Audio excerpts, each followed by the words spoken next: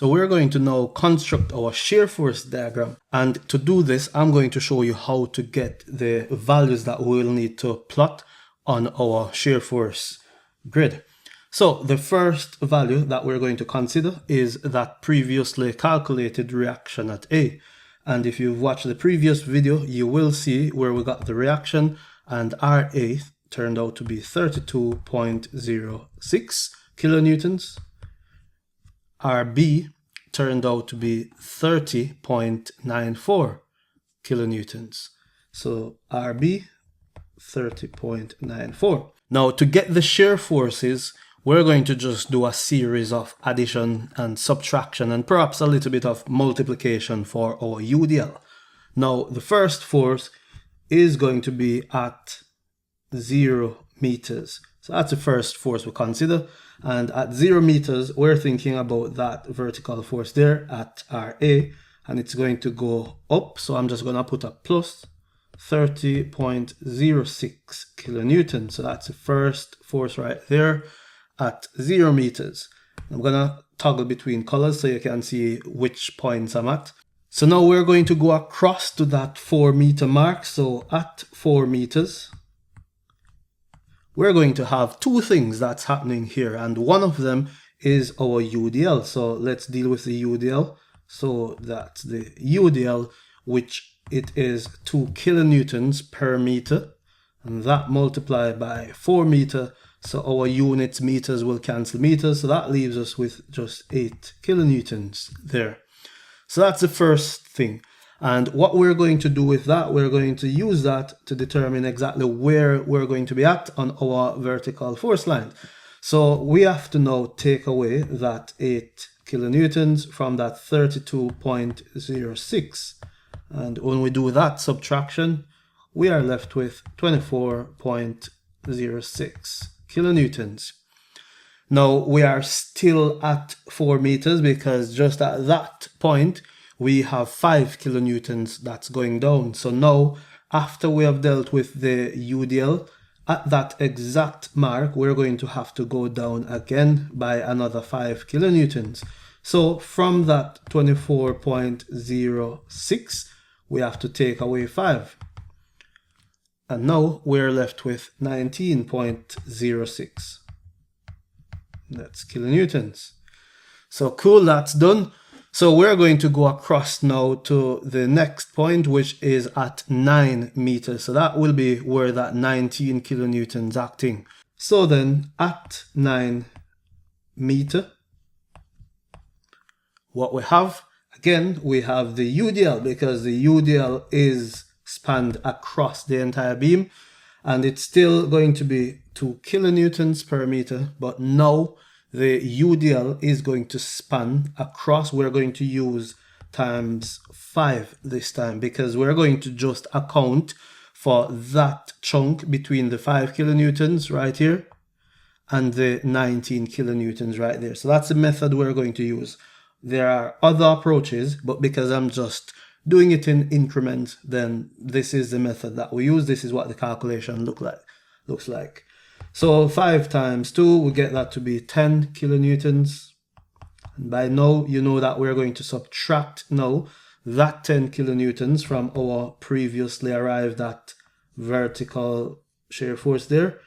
So it's 19.06, and we're taking 10 kilonewtons from that. And what we're left with is 9.06 kilonewtons. Good, so we are still at that 9 meter mark because we have what? We have that 19 kilonewtons that's acting. So what we have to do now, we have to subtract again from our previously arrived at vertical shear force there. So 9.06, and we're taking away now that 19 kilonewtons that we're at. So minus 19, that takes us into negative territory. So we have minus 9.94 kilonewtons. So that's that. And we go across again. This time we're going across to that 14 meter mark. So that's exactly where that 3 kilonewtons acting at. So let's go across there. And by now you probably see the pattern. Now for that one, I'm just going to draw a line down the middle and work that one over here. So now we are at our 14 meter mark. And at 14 meter mark, again, the first thing that we deal with is our UDL. And this time around, we're looking at the chunk in between that 19 kilonewtons and that 3 kilonewtons. So that's going to be 2 times 5 again for UDL. So that gives us 10 kilonewtons.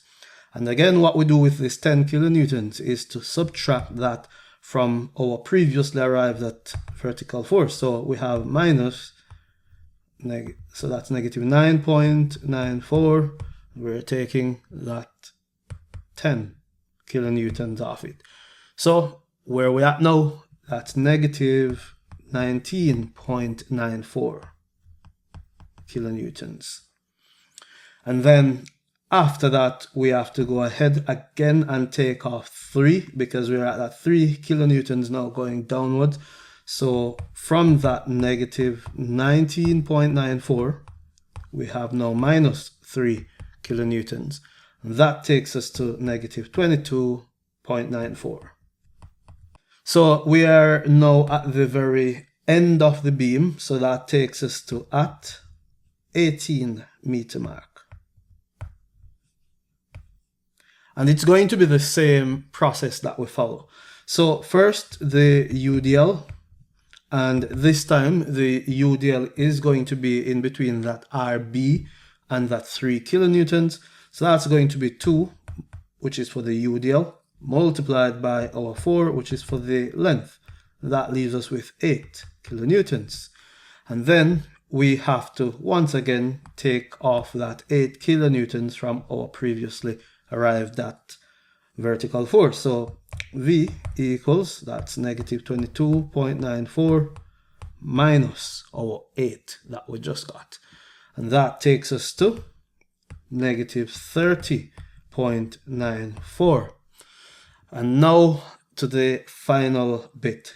So we are at that negative 30.94. And if you can recall, our vertical reaction for RB, I'll just highlight that up here in green, was exactly that same negative 30.94. So when we add that now, which is going back up, we now get back to our 0 kilonewtons mark. And what that means for us is that our system is in equilibrium. So what we have to do now, we now have to just plot these points on our graph and see what it looks like. And that will look slightly different to the normal shear force diagram. And why? It's because we have this UDL span across. So let's see what that looks like now. I'm going to plot this really quickly in the next 2 minutes thereabouts, and we'll see what that looks like. So here you can see everything ready to go now. And we're just going to quickly plot our points. So the first point is 0, 32.06. So let's go there like so. And it's basically a rough sketch just for you to see what this should look like.